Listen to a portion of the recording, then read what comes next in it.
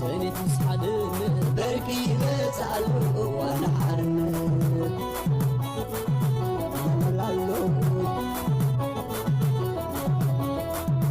أبزق وأهدف إشمت مزمزة نتم كل سنة دوما مسكرزة زمن مسافتي مننا بعرف ماما زمن السندري لا تعصر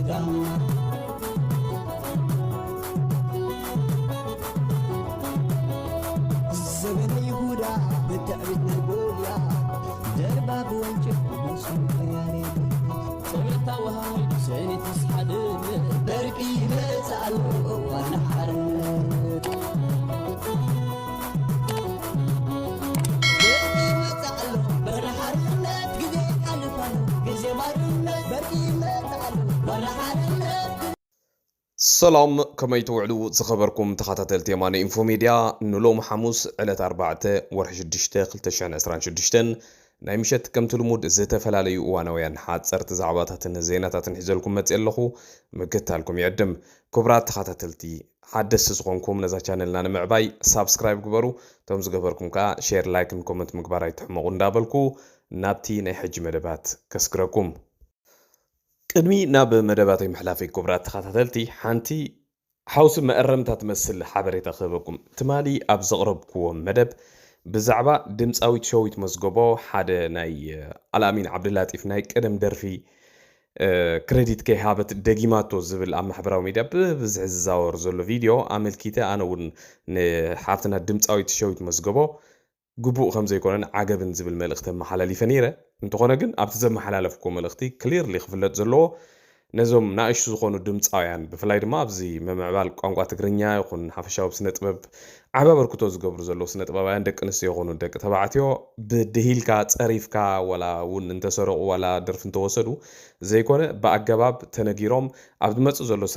ስራሕቶም ኣሪሞም ንኽሰርሑ ክተባብዑን ክግሰጹ እንዳኣምር ክጽረፉ ከም ዘይብሎም ነጊረ ማለት እዩ በዚ ኮይኑ በቲ ግን ሓፍትና ሸዊት መዝገቦ በቲ ትማሊ ኣብ ማሕበራዊ ሚድያ ክወፅእ ዝኸኣለ ዝወዓለ ሓበሬታታት ወይ ቪድዮታት ብኡ ኣመልኪታ ሎማዓንቲ ግብረ መልሲ ሂባላ ብጣዕሚ ደስ ዝብል እዩ ቀልጢፎም ግብረ መልሲ እንተሂቦም ነቲ ጉዳይ እውን ሓበሬታ እንተሂቦም እውን ኩልና ካብ ምግጋይ ክንድሕን ንኽእል ኢና በዚ መሰረት እምበር ሓፍትና ሸዊት መዝገቦ ከምቲ ጠቂሳቶ ዘላ እዚ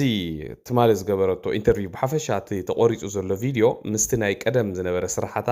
ተቐናቢሩ ዝተሰርሐ እምበር እታ ደርፊ ናይ አልአሚን ዓብድላጢፍ ብትክክል ሪሚክስ ጌራ ከም ዝደገመታን ናይ አልአሚን ዓብድላጢፍ ድማ ግጥምን ዜማን ኣብቲ አልቡም ሙሉእ ተጻሒፉ ግቡእ ክሬዲት ተዋሂብዎ እዩ ዋላ ቅድሚ ሕጁን ናይ ኣቦና ታረቀ ተስፋ ህይወት ዝደገመታ ደርፈውን ሃሪረይ ትብል ደርፈውን ንታረቀ ተስፋ ህይወት ደዊላ ኣብቲ እዋን እቲ ከቢድ እኳ እንተነበረ ደዊላ ግን ፈቃድ ከም ዝወሰደትን ንሱውን ደስ ከም ዝበሎን ኣብ ፌስቡክ ሎማዓንቲ ብፅሓፈቶ ጽሑፍ بخمس ملسي قبر ملسي بالا مالتي بتعمل دز زبليو كم زين دا قبر كاي خانتهم سنة بابايان زقبروا سراحات ويز مصزولو نقفيتاتات بقبو قبر ملسي بمهاب قبل عليهم كور زخيل زلفان ويون بزصلهم سبات وي بزخونه قداي سواسوم سبات بقيقه حبريتا ابز زمن التكنولوجي زي قبر نجر سلازيله حزب خاب بقيقاي كدحنن قلطيفهم قبر ملسي هيوم دما دز زبلين سلازي بس مسرت بتا انا وانت مالي كابتي زورده استقنابره فيديوتات تمثل وسيدنا زقربنا حسابون ملوء بملوء ناتا جيجا خمزة يكونن تي قدايون أبريحات خمزة لازم بحاطيرو تي درفي نايب على الألامين عبد الله تعرفون قد مع 4 عامات تسسر حدر في خمزة غنن نحج خمزة يكونن بقو غير أبريحات الله سلازي نقرأ ما قد يزي آخر ما سلاز دلو خينا باخو مبيليه بقدامنا تقرب لكم بار كبرات سمعتي مچم ابزي قالسناي برغيد حمدو ابزي ساعات زي زغرمو سبات اللون ديم موعالديم سؤنو خوينوم ولا ستي قالسدي سلچيوم ويس كام مجمرتا نخمز سرحات يلوم ابزي قالس مصيوم بزي قدس اب كندينتي اب ايرترا زلو سرحات اب كندينت تصلاي مولو معلتي مالت مسوخ قالسو وي ابو حدش حسابات مصيوم نتي قالس زدغف نغرات اب كند مغبار نتقالستي ام كلاس مولو غزيوم انرجيوم زطفو سبات كتري خلقا يغرمكاي حد غزي يغرمكا ገለገለ ሰባት ብፍላይ ከም ወልፍዲ ዝኾኖም ኣመልዲ ዝኾኖም ኣይርዳካን ብዝኾነ ኮይኑ ግን ሓው ኪሮስ ኣስፋ ኣብ ኣዲስ ኣበባ ዘሎ ካብ መሪሕነት ግንባር ህዝባዊ ማዕበል ብርጌድ ንሓመዱ ተኣሲሩ መበራብዓይ መዓልቱ ኣብ ቤት ማእሰርቲ ከም ዘሎን ፍትሒ ከም ዘድልዮን ፍትሒ ኢልና ክንፅውዕ ከም ዘለናን ዝፅሕፉ ሰባት ርአ ነይረ ትማሊ ሎማዓንቲ ገለ ሰባት ርአ ኣነ ሲሪየስ ኣይወሰድኩን ካብ መጀመርታ ከምኡ እንተዝኸውን ነይሩ ብኣገባብ ብግንባር ህዝባዊ ማዕበል ብርጌድ ንሓመዱ ድዩ ብካልእ መገዲ ክንሰምዖ ነርና ኢና ዝብል ኢለውን ብዙሕ ሸለል ኢልየ ነይረ ሎማዓንቲ ግን ሓዊ ኪሮስ ኣስፋሃውን ባዕሉ ኣብ ማሕበራዊ ሚድያ ኣብ ፌስቡክ ማለት እዩ ከምዛ ትሪእዋ ዘለኹም ፅሕፍቲ ኣስፊሩ ኣሎ ሕልሚ ምሕላም ማለት ይከኣል እዩ ወላ ሓንቲ ፀገም ዘለዎ ነገር ኣይኮነን ስለዚ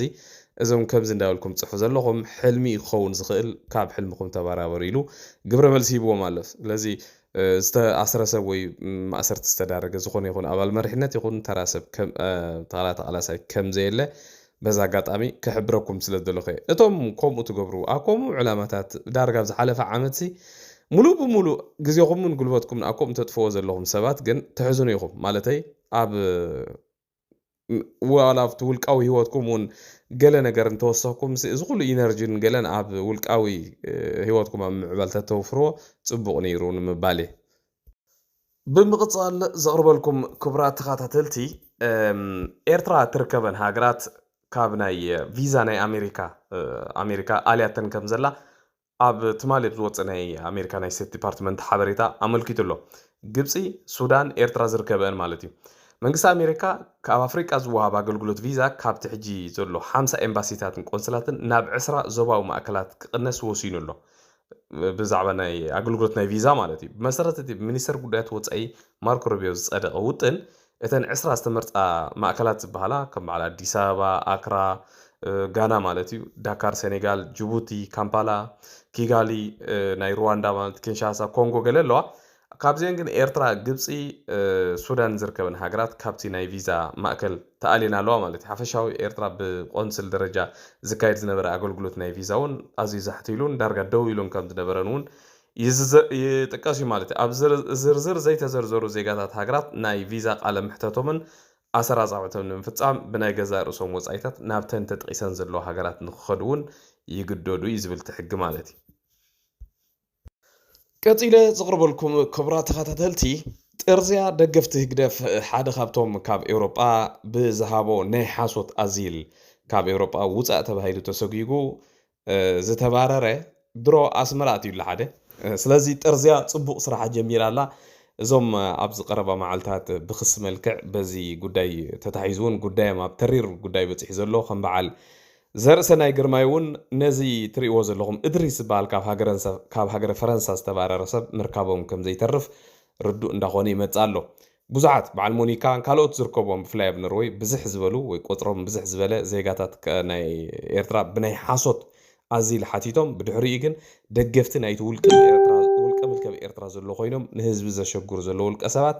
ናይ ምስጓግ ስጉምታት እንዳተቐላጠፈ ይመፅእ ኣሎ ማለት እዩ እዚ ከም ዝረኣኹሞ ብዝሓለፈ ሳምንታት ካብ ሃገረ ፈረንሳ ብተደጋጋሚ ዝሃቦ ናይ ሓሶት ሓበሬታ ተረቲዑ መፅናዕቲ ተገይሩሉ ተኸሲሱ ጉዳይ ተራእዩ ናብ ሃገሩ ዝተባረረ እዩ ከምዛ ትሪእዎ ዘለኹም ምስኪናይ ድማ ኣብታ ቅድሚ ሕጂ እዚ ሓደ ናይ ፕሮፓጋንዳ ናይ ህግደፍ ዘሎ ቁርብ ጥዕና ዘይብሉ ወዲ ዘላልየና ዝነበረ ኣብ ኣስመራ ድሕሪ ክንደይ ዓመታት ድሕርቲ ናይ ጣልያን ዝነበረ ሲማፎሮታት ዝተሰርሐት ሲማፎሮ ሓንቲ ሲማፎሮ እድሪስ እውን ናይ መወዳእታ ቪድዮ ወይ ናይ መወዳእታ ስእሎ ክትከውን ትኽእል እያ ኣብኣ ኮይኑ ይናዘዝ ኣሎ ከም ትሪእዎ ዘለኹም ግልብልብ እንዳበለ እዩ ዝሰኣል ዘሎ ምስኪናይ ድሕሪ ሕጂ ግን ኣብዛ ሲማፎሮ ይኹን ኣብ ቲክቶክ ይኹን ኣብ ገለ መፂኡ ዝዛረበሉ መድረክ ክህሉ ከም ዘይክእል ርዱእ ነገር እዩ ማለት እዩ ምክንያቱ ናብታ ዝፈትዋን ዘፍቅራን ሃገሩ ኮይዱ ኣሎ ኣብኣ ኸ እንታይ ክገብር ከም ዝኽእል ሓቢርና ክንሪኦ ኢና ቲክቶክ የለ ዋላ ገለ የለ ስለዚ ነዞም ደገፍቲ ናይዚ ስርዓት ኣብ ኤርትራ ዘለዎ ብኤውሮጳ ናብ ካልእን ከምዚኣ ጌርካ ናብ ሃገሮም ጥራሕዮም ክባረሩ ዘለዎም እዚ ስድና ይኮነ ገለ ይኮነ ባዕሎም መሪፆም ብድሌቶም ዝኣተውዎ ነገር እዩ ክንቀፅል ኢና ማለት እዩ ብኻልእ መዳይ እዘን ደገፍቲ ናይ ስርዓት ህግደፍ ዝኾነ ኣዴታትና ክንብለን እሞ ተገዲድና እንታይ ዳ እሞ ክንብል ብጣዕሚ ዝሕዝን እዩ ኣነ ሕማቅ ቃላት ክዛረብ ስለ ዘይደሊ እምበር ኣብዚ ኤርትራዊ ምኽፋል ዋጋ ኣዝዩ ዓብ ተራ ዝተፃወታ እዘን ኣዴታት እዚአን ብዘይ ምግናን ማለት እዩ ካብ ግዜ ሰውራ ጀሚረን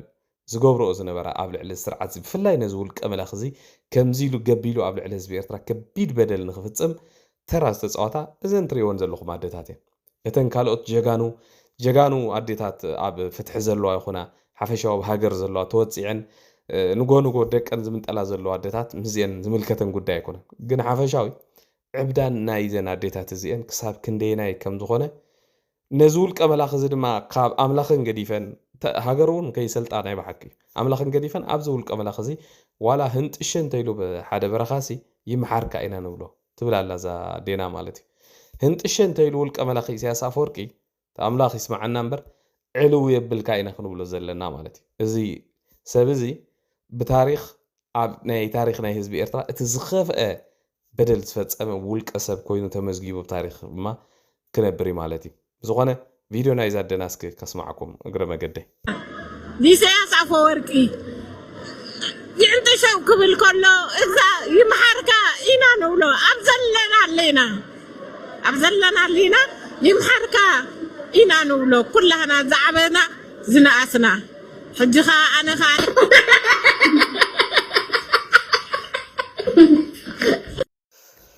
ካልእ ዝቕርበልኩም ክቡራት ሰማዕቲ ሎም መዓንቲ ድሕሪ ምርጫ ናይ ኢትዮጵያ ማለት እዩ ኣብ ሰሜናዊ ክፋል ናይ ኢትዮጵያ ብፍላይ ከዓ ኣብዚ ከባቢ ዶባት ናይ ትግራይን ናይ ካልኦት ክልላትን ናይ ክልል ኣምሓራ ዓፋርን ከምኡውን በዚ ምዕራብ ትግራይ ዝበሃል ከባቢታት ሓያል ዝኾነ ምንቅስቓስ ናይ ሰራዊት ኢትዮጵያ ይርአ ከም ዝወዓለ ብዙሓት ማዕከናት ዜና ክሕብራ ውዒለን ኣለዋ ናይ ውሽጢ ሃገር ማዕከናት ዜና ጥራሕ ዘይኮነ ናይ ደገ ናይ ወፃኢ ዘለዎ ሃገራት እውን ነዚ ጉዳይ ኣስተውዒለና ኣለዋ ሓፈሻዊ ድሕሪ ምርጫ ናይ ኢትዮጵያ ዘይተርፍ ኣዝዩ ሓደገኛ ዝኾነ ምንቅስቓስ ኣብቲ ከባቢ ተፈጢሩ ከም ዘሎ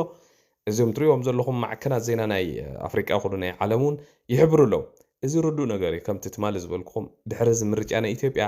ኣብቲ ከባቢ ከጋጥም ዝኽእል ነገራት ዳርጋ ርዱእ እንዳኾነ ይመፅእ ኣሎ ኣብዪ ኣሕመድ እዛ ምርጫ ክሳብ ትሓልፈሉ ምናልባት እቲ ብፍላይ ብሽም ፅምዶ ድዩ ብካልእ ዝግበር ዘሎ ወታደራዊ ምንቅስቓሳት ክሳብ ወታደራዊ ኣልያንስ ዝመስል ነገር ሱቕ ኢሉ ይሪኦ ከም ዝነበረን ሓፈሻዊ ድማ ቅድሚ ምርጫ ዝኾነ ይኹን ነገር ክገብር ድሌት ከም ዘይነበሮን ዘመላኽት እዩ እቲ ኩነታት ዝረአ ዘሎ ካብ ሎም መዓልቲ ጀሚሮም ግን ብሸነኽ ምዕራብ ትግራይ በዚ በዓል ዓዲጎሹ ዝበሃል ሑመራ ብሸነኽ ቆቦ ዝበሃል ከባቢ ብሸነኽ ዓፋርን ብዙሓት ወታደራት ናይ ኢትዮጵያ ካብቲ ቅድሚ ሕጂ ዝነበረ ዘይንቡር ምንቅስቓሳት ክገብሩ ከም ዝወዓሉ ተሓቢሩ ኣሎ ማለት እዩ ብወገን ትግራይ እውን ዳርጋ ኮንፊርም ገይሮም ኣለዉ ብዙሕ ምንቅስቓሳት ናይ ሰራዊት ኢትዮጵያ ከም ዘሎ ትማሊ እውን ከም ዝነገርኩኹም ነፈርቲ ኩናት ኢትዮጵያ ኣብ ከባቢ መቐለ ክዝምብያ ውዒለን ኣለዋ እዚ ኩነታት እዚ ናብ ምንታይ ክመርሕና ከም ዝኽእል ብጣዕሚ ኣሰካፊ እዩ በዓል ማርቲን ፕላውት እውን ከም ትሪእዎ ዘለኹም ኣውፅኦም ኣለዉ ናይ ግድን ክውገድ ዘለዎ ወይ ናይ ግድን ህፁፅ ዝኾነ ኣርጀንት ዝኾነ ኩነታት ወይ ከዓ ግብረ መልሲ ዘድልዮ ኩነታት ተፈጢሩ ከም ዘሎ ብቲ ከባቢ ዳርጋ እቶም ንውዕል ፕሪቶሪያ ዝሽምግሉ ዝነበሩ ናይ ኤውሮጳ ናይ ካልኦት ዝተፈላለዩ ሃገራት ኤምባሲታት እውን ተስፋ ቆሪፆም ነቲ ጉዳይ ዳርጋ ካብ ርእሶም እንዳውረዱ እዮም ዝኸዱ ዘለዉ ከቢድ ነገር እዩ ማለት እዩ ቀፂለ ዘቕርበልኩም ክቡራት ተኸታተልቲ ትማሊ ኣብ ማሕበራዊ ሚድያ ክትዘውር ዝወዓለት ሓንቲ ፌክ ኒውስ ኣላ እዛ ኒውስ እዚኣ ትዝገርመኩም ነገር በዓል እዚ ሳምሶም ሃይለ ዝበሃል ጋዜጠኛ ናይ ኤሪቲቪ ዝነበረ ትዝክርዎ ዲኹም እዚ ኣብ ሃገረ ጀርመን ኮይኑ ሕጂ ዕሉል ናይ ውልቀ መላኽ ደጋፊ ኮይኑ ንጎ ከምሳት ቂንጣሚን ተክፅሕፍ ዝውዕል ዘሎ በዓል ንሱ ሳፋሪ ፕረስ ዝብል ማዕከን ዜና ሒዙ ዝዘርግሖ ናይ ሓሶ ዜና እዩ ኣብኡ እንታይ ዝብል ኤርትራ ምክትል ፕረዚደንት መበል 81 ኣኼባ ሓፈሻዊ ባይቶ ውድብ ሕብራት ሃገራት ነዚ ውድብ ሕብራት ሃገራት ማለት እዩ ኮይና ከም ተመርፀት እቲ ውድብ ኣብ ዘርግሖ መግለፂ ሓቢሩ ይብል እዚ ናይ ሓሶት ዜና እዩ ቀዳማይ ነገር እቲ መበል 81 ናይ ውድብ ሕብራት ሃገራት ዝበሃል ባይቶ ዘካይዶ ኣብ መበል 81 ማለት እዩ ኣብ ዝመፅእ ዘሎ መስከረም ናይ 2026-27 ዝካየድ ማለት እዩ ኣብ ዝመፅእ ዘሎ መስከረም ይኸካይድ እቲ መበል 81 ካልኣይ ኣብዚ ናይ መበል 80 ዝነበረ ሃገራት ዝተመርፃ ብምክትል ፕረዚደንት ተመርፃ ኤርትራ ኣብኡ የላን ዋላ ኣብኡ ኸይድኩም ክትቸክ ክትገብርዎ ትኽእሉ ኢኹም ቀዳመይቲ ደቡብ ሱዳን ኣላ ካልኣይቲ ሞሮኮ ኣይቨሪ ኮስት ኬንያ ጋቦን እየን ማለት እዩ ኤርትራ ዋላ ትሳተፍ ግን ኣይተመርፀትን ኣብቲ ናይ መበል 80 ኣብ መበል 81 ግን ሓቢርካ ዝረአ እዩ እዚ ሓፈሻዊ ብዙሕ ትርጉም ዘለዎ ነገር እውን ኣይኮነን እንዲ ስቕ ኢለ ነተን ሃገራት ንተሳትፎ ኢሎም ዝገብርዎ እምበር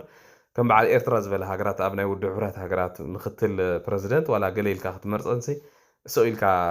ፀወታ ጭርጭር ዓበደ ግን ከምኡ ይገብሩ እዮም ቅድሚ ሕጂ እውን እኮ ንስዑድ ዓረብ ናይ ሰብኣዊ መሰላት ተጣባቂት ኢሎም ነስዑድ ዓረብ ከም ቀዳመይቲ ሃገር መሪፆማ ነይሮም እዮም ናይ ደቂ ኣንስትዮ ሰብኣዊ መሰላት ተጣባቂት ንስዑድ ዓረብ ማለት እዩ ሕጂ ኣብዚ ናይ ዩናይትድ ኔሽንስ ገለ ዩናይትድ ኣፍሪካን ዩኒየን ገለ ዝበሃል ዳርጋ ዝሞቱ ምንቅስቃሳት እዮም ብዙሕ ትርጉም ዘለዎም ነገር ግን እቲ ፌክ ኒውስ ከምዚ እንዳገበሩ እዮም ነቲ ህዝቢ ኤርትራ ዘዕብድዎ ዘለዉ በዓል ዝረአዮም ጋዜጠኛ ተባሂሉ ከምዚ እንዳገበሩ እዮም ዝሕሱ ካልእ እውን ሓደ ፌክ ኒውስ ኣብዚ ሰሙን እዚ ክዘውር ዝወዓለ ብፍላይ እዞም ተጋሩ ኣሕዋትና ኣብ ከምዚ ዓይነት ጉዳያት ክትወድቁ ኢለ ኣነ ተፀቢየ ይፈልጥን እንዴ ካብቶም ካድረታት እዮም መብዛሕትኦም ኩሎም ተጋሩ ማለት ኣይኮንኩን ግን እንታይ እዮም ዝብሉ ቀኒዮም ኤርትራሲ ናይ ትግራይ ኣብ ዓሰብ ሓደ ክፋል ናይቲ ዓሰብ ብሎክ ሲ ዋላ ብሎክ ዲ ዝበሃል ናይቲ ወደብሲ ንትግራይ ንክኸውን ማለት ፍቃድ ሂባላ ወይ ንትግራይ ሂባቶላ ገለ ዝብል ዜና ትማሊ ክዝርግሑ ኢሎም ነው ሕጂ ሓደ ጥዕና ዘለዎ ሰብ ብፍላይ ጂኦግራፊ ዝርድኦ ኩነታት ናይቲ ከባቢ ኖርማል ዝርድኦ ሰብ ተኮይኑስ ኖርማል ፌክ ኒውስ ምዃኑ ሳብኡ ኩሉ ክፈልጡ ክእል ብዙሓት ሰባት ግን በቃ ኣብኡ ዕልልልልል ኣብዚ ሓለፈ ሰሙን ነዳዲ ባፅዓት እዩ ገለ ተባሂሉ ህዝቢ ኤርትራ ነዳዲ ዘይብሉስ ቡያ ንትግራይ ነዳዲ ከኣትዋ ብዙሕ ዘረባ ይግበር ቀኒ ዝኣተወ ነዳዲ የለ ገለ የለ ድሓር ሕስብ ተቢልኩም ወሲ ናብ ትግራይ እንድሕር ህግደፍ ሓቅነት እንተለወስ ሜይቢ ካብ በዓል ዓዲግራት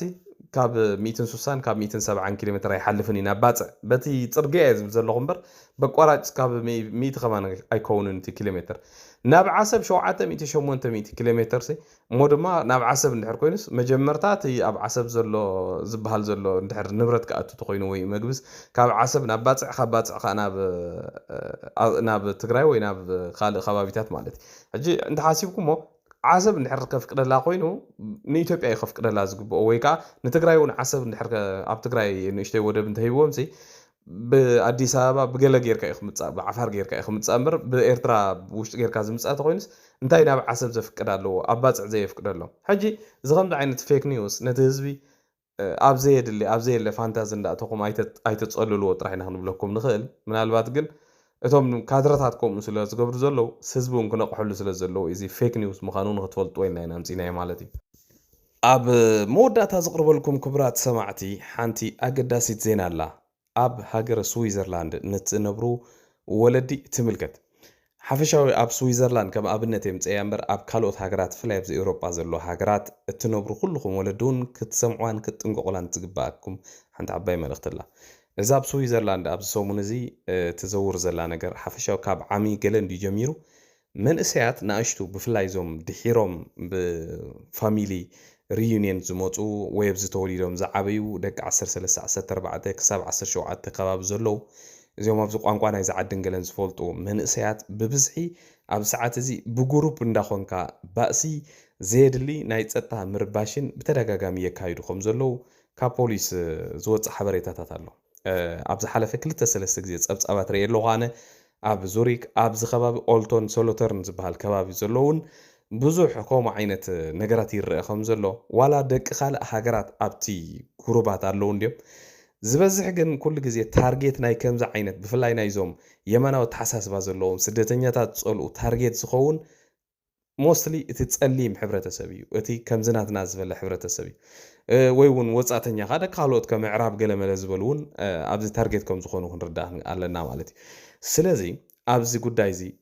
ደቅና ብግቡእ ናይ ምክትታልን ደቅና እንታይ ይገብሩ ናይ ምፍላጥን ሓላፍነት ኣለና ልዕሊ ዝኾነ እዚ ሕጂ ዝካየድ ዘሎ ብግሩብ እናገበርካ ዝግበር ነገራት ሓደገኛ እዩ ዝጥቀምሉ ዝሕዝዎ ነገራት ኣብ ኢዶም ዝጥቀምሉ ዘሎ መሳርሕታት ዋላ ነቶም ወለዱ እውን ከጉህዝ ዝኽእል ኣዝዩ ሓደገኛ ነገር እዩ ኣብ ሂወቶም እውን ሂወቶም ክብትን ዝኽእል እዩ ካባይ ጀሚሩ እየ ዝብል ዘለኹ ንባዕለይ ብሮ ወዲ ደቂ 13 ዓመት ዝኾነ ወድለኒ ማለት እዩ ስለዚ ኩሉ ግዜ ደቅና ናበይ ይኸዱ እንታይ ይገብሩ ምስ መን ይውዕሉ ብግቡእ ክንከታተሎምን ግቡእ ዝኾነ ምክትታል ክንገብርን ይምረፅ ተዘይኮይኑ ኣብዚ ሰሙን እዚ ጥራሕ 2-3 ግዜ ዝኸውን ብከምኡ ዓይነት ጉሩባት ዝግበር ባእስታት ኣብ ጋዜጣ ወፂሎ ካብዞም ኣብኡ ዝተሳተፉ ድማ ብዙሓት ኤርትራውያን ከም ዘሎ ኣብቲ ጋዜጣ ተጻሒፉሎ ክሊርሊ ክትፈልጥዎ ዘለኩም ማለት ስለዚ ጥንቃቐታት ግበሩ ኣብ ሃገራት ከም በዓል ሽወደን ዝበለ ሃገራት ዓዲ እንግሊዝ ኣብ ቤልጅየም ኣብ ጀርመን እውን ከምዚ ዓይነት ተደጋጋሚ ሽግራት ይወፅእ ከም ዘሎን ኣብቲ ጉሩባቱ ዋላ ደቂ ካልእ ሃገር ከም ዝበልኩኹም ይሃሉ ኤርትራውያን ግን መንእሰያት ብብዝሒ ይሳተፉ ከም ዘለውና እሽቱ ሪና ነርና ማለት እዩ ኣብ እስራኤል እውን ከምዚ ዓይነት ሽግራት ከም ዘሎ ባዕልኩም ቶም ኣብ እስራኤል ዘለኹም ኣፀቢቅኩም ትፈልጡ ኢኹም ማለት ስለዚ እዚ ኮሚኒቲታት ዘይምፍጣር ዘምፆ ዘሎ ሳዕቤን ኣብዚ ሕብረተሰብና ዝፍጠር ዘሎ መፈለጫል ዘምፆ ሳዕቤን እንድዩ ግን ሕጂ እውን ነፍሲ ወከፍ ሰብ ኣብ ልዕሊ ደቁ ሓላፍነት ክስከም በዚ ኣጋጣሚ ሓበሬታ ከመሓላለፍ ይደሊ ዝኸበርኩም ሰማዕቲ ንሎሚ ናይ ምሸት ኣዳልየልኩም ዝነበርኩም መደባት እምበር ነዚ ዝመስል ኣብ ዝቕፅል መደብና ክሳብ ንራኸብ ድሓን ኣምስዩ